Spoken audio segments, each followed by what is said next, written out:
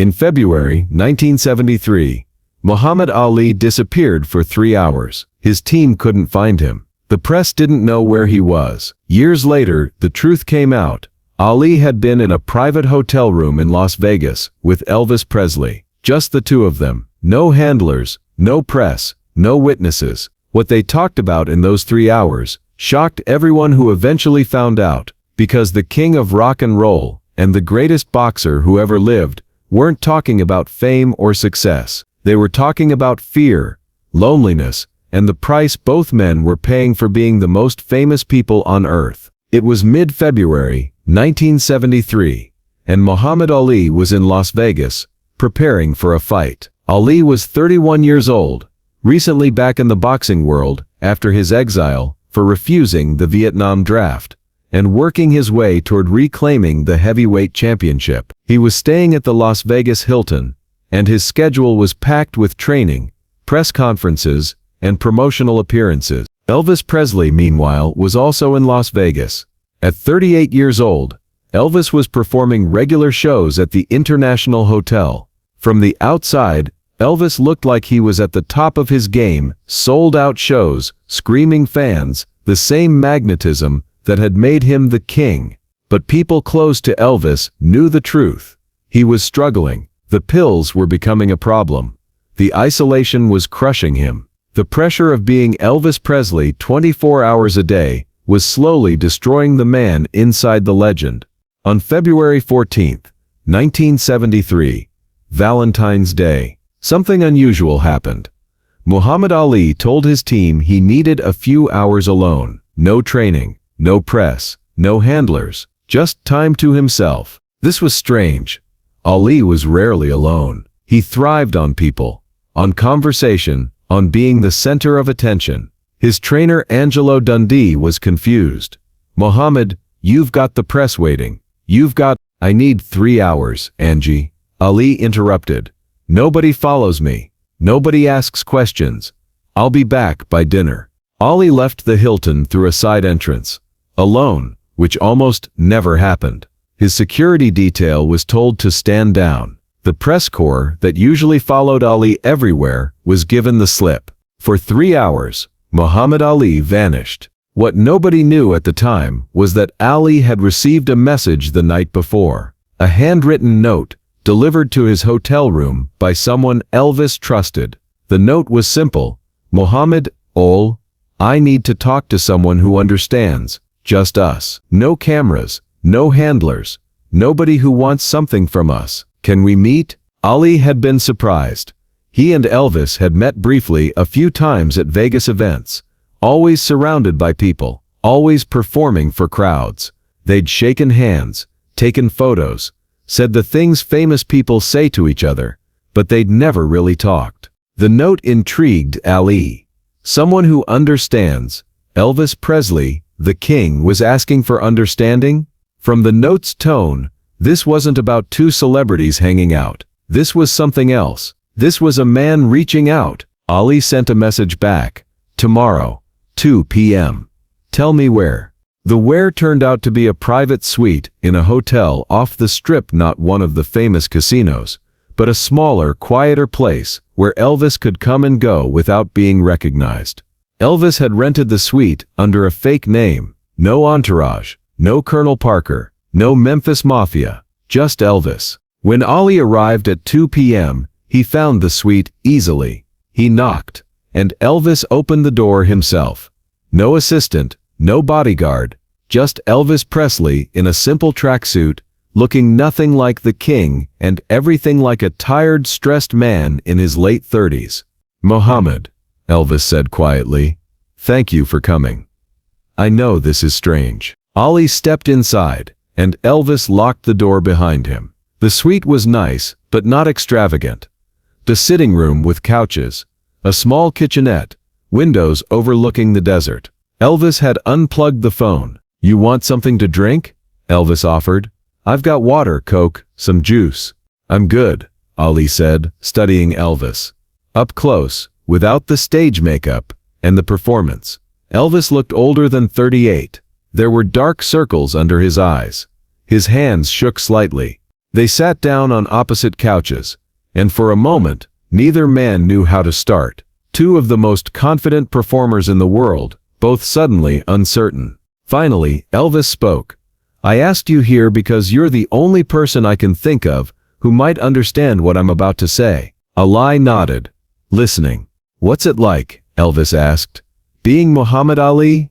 Not the fighter, not the greatest, but being the guy who has to be Muhammad Ali every second of every day?" The question hit Ali harder than he expected, because nobody ever asked him that. People asked about his fights, his politics, his controversies. Nobody asked what it felt like to carry the weight of being an icon. "It's exhausting," Ali admitted. The honesty surprising even himself.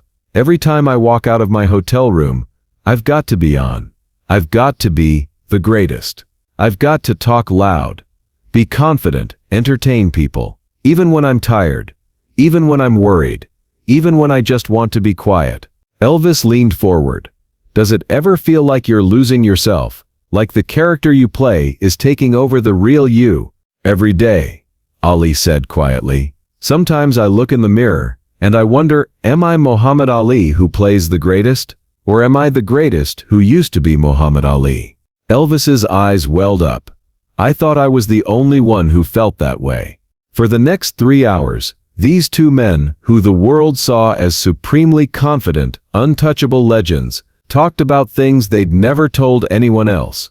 Elvis talked about the pills. He didn't make excuses or minimize it. He told Ali that he'd started taking them to manage the pressure, to sleep after shows, when his adrenaline was too high, to wake up when he was exhausted but had to perform. Now he couldn't stop. The pills were the only thing that made being Elvis bearable. "I'm terrified," Elvis confessed. "I'm terrified that I'm killing myself slowly. But I'm more terrified of what happens if I stop the pills and I can't be Elvis anymore. What if without the pills I can't perform? What if the real me isn't good enough?" Ali listened without judgment. He told Elvis about his own fears. The fear that he'd lose a fight and prove all his trash talk was just that, talk. The fear that standing up for his beliefs had cost him the best years of his career. The fear that by the time he got his title back, if he ever did, he'd be too old, too slow, a shadow of what he'd been. "People think I'm so confident," Ali said, "and I am when the cameras are on.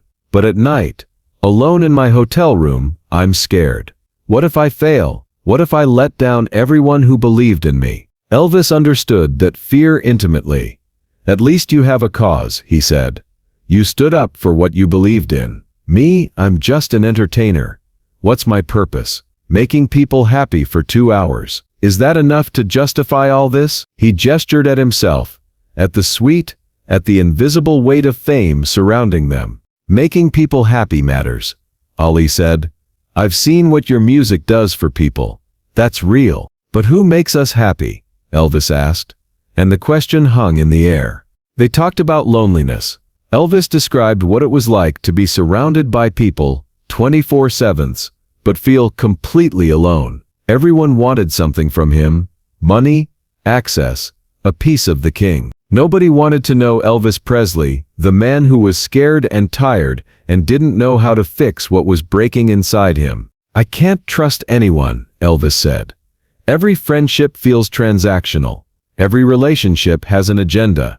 Even my wife." He stopped, unable to finish the thought. Ali nodded. "I know exactly what you mean. People meet Muhammad Ali, not me.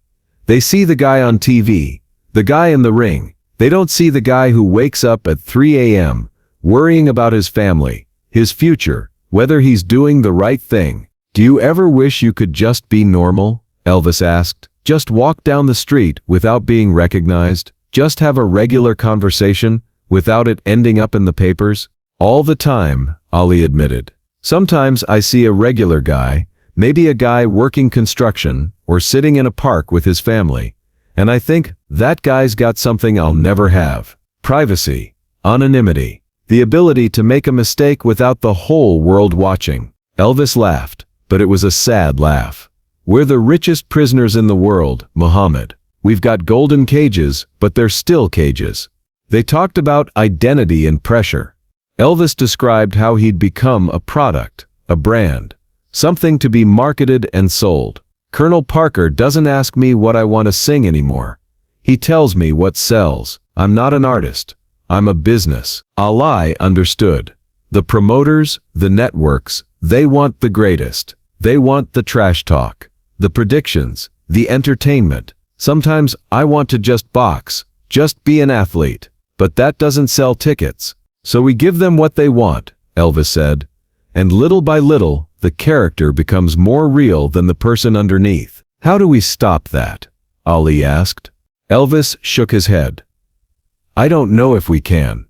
I think maybe that's the price. We wanted to be great. We wanted to be stars. And now we are. But nobody tells you that when you reach the top, you can't ever come down. You can't ever be normal again. You're stuck up here, alone. The conversation turned darker as Elvis talked about his premonition that he wouldn't live to be old. I can feel it, Muhammad. My body's breaking down. The pills, the stress, the schedule. It's killing me. I don't think I'm going to make it to 50. Ali tried to reassure him, but Elvis shook his head.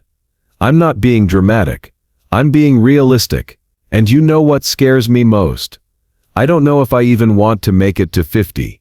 What's the point of living another 30 years like this? Isolated, medicated, performing a version of myself that I don't even recognize anymore. You've got to fight it, Ali urged.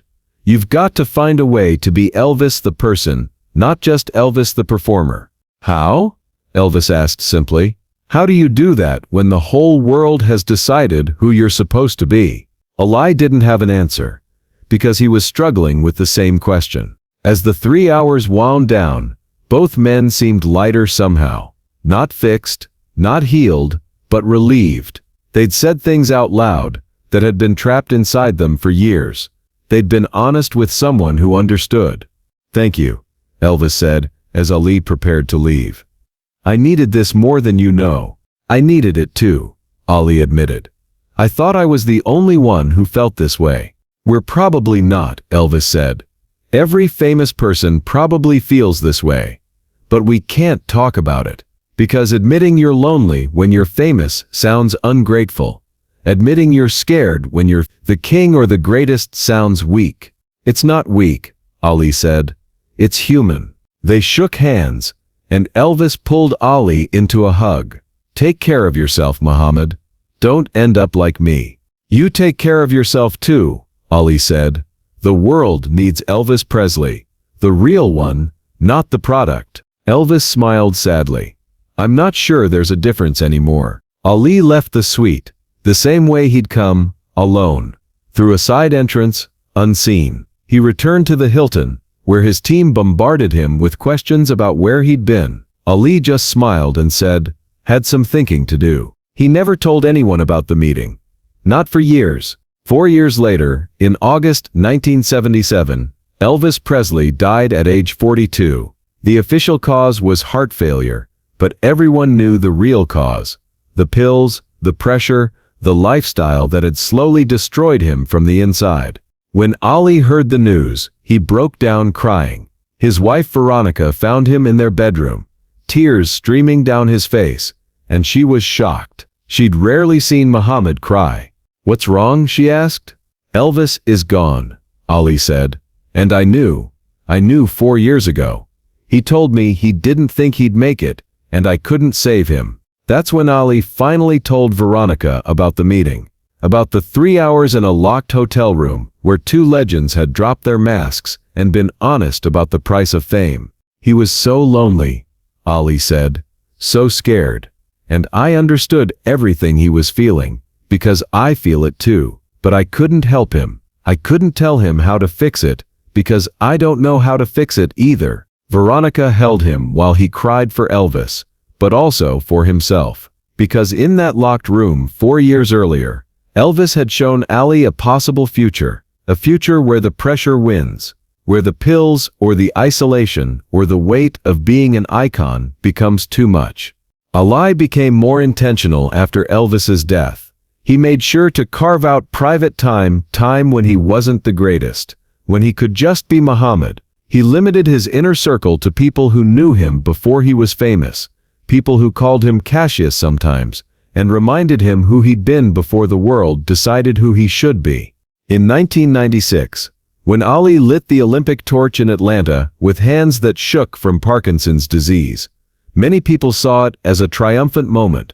But Ali later said he thought about Elvis during that moment, thought about how Elvis had described feeling like a product, not a person. Ali made sure that moment was his choice, not something forced on him by handlers or promoters. It was his moment, on his terms. Years later, Ali's daughter Lila asked her father about his relationship with Elvis. "Did you two ever hang out?" she asked. Ali thought about that locked hotel room, those 3 hours of brutal honesty, the tears, the fear, the understanding. Once, Ali said, "We hung out once, and it was the most real conversation I've ever had." The story of that secret meeting eventually came out through various sources close to both men. People who'd known both Ali and Elvis weren't surprised. Of course they'd understood each other. Of course they'd needed to talk to someone who knew what it was like to carry that impossible weight. The meeting explained so much about both men's later years. Elvis's increasingly desperate attempts to find meaning beyond performance. Ali's careful guarding of his private self, even as Parkinson's made his public self more vulnerable. Two kings, one afternoon, being honest about the cost of the crown. If this story of fame, loneliness, and the burden of being legendary moved you, please subscribe and hit that thumbs up button. Share this video with someone who needs to understand that everyone, no matter how successful, carries invisible weight. Let us know in the comments, what's something you struggle with that you wish more people understood? Ring that notification bell for more stories about the humanity behind the legends. Note, while Muhammad Ali and Elvis Presley were both in Las Vegas in February 1973 and likely crossed paths at various events, the specific details of this private 3-hour meeting are based on accounts that emerged years later and cannot be independently verified. However, the themes of fame, loneliness, and the struggle to maintain authentic identity